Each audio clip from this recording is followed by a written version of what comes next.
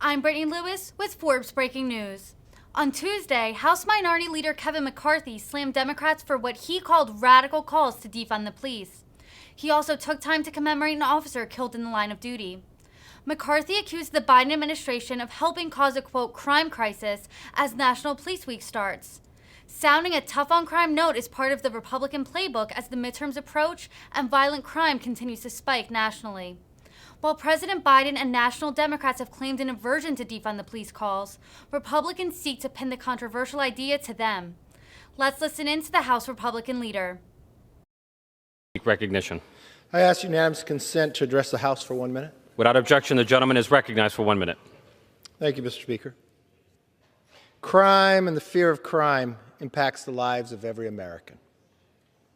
We know its rising pace, carjacking at record highs, smash and grab robberies surging, and at least 12 major cities breaking homicide records in 2021.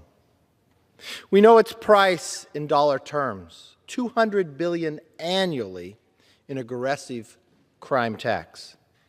We know its widespread cost to families who are afraid to walk the streets at night. We know the tragic cost it inflicts in death and suffering. And we know its root cause, soft on crime policies, far-left prosecutors, and radical Democrats. From Seattle and Portland to New York City and Washington, D.C., Democrats have failed the first duty of government.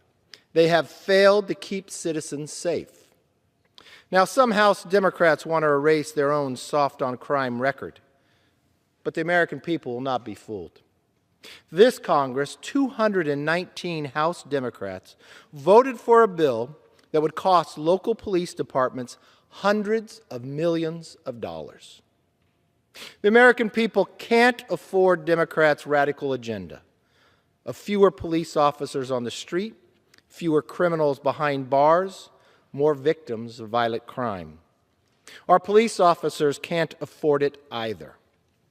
Last year, more officers were murdered in the line of duty during President Biden's first year in office than at any point since 1995. Mr. Speaker, let me say that again.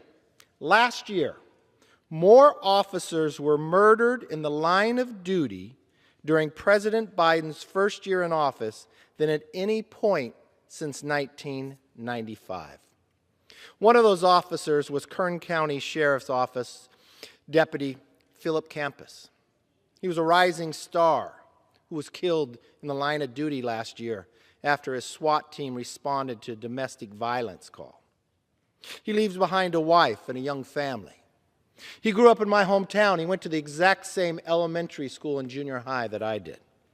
Campus was a bright example of what it means to serve others. Fittingly, this year, his name was added to the roll call of heroes on the National Peace Officers Memorial in Washington, D.C. To Deputy Campus's children, we cannot begin to imagine your sadness and pain.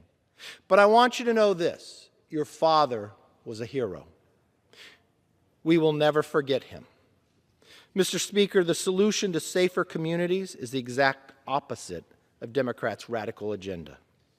This crime crisis deserves serious leadership, and it starts with stepping up and supporting law enforcement. Our brave officers face enormous challenges, yet they choose to wear the uniform every day. It's not enough to fully fund them. They must know we have their backs. So as National Police Week begins, I want to say something our law enforcement officers don't hear enough. Thank you. Thank you for protecting our communities. Thank you for protecting our children. Thank you for protecting our country. While radical Democrats want to defund, demonize, and abolish the police, Republicans salute you, and we will always support you. I yield back.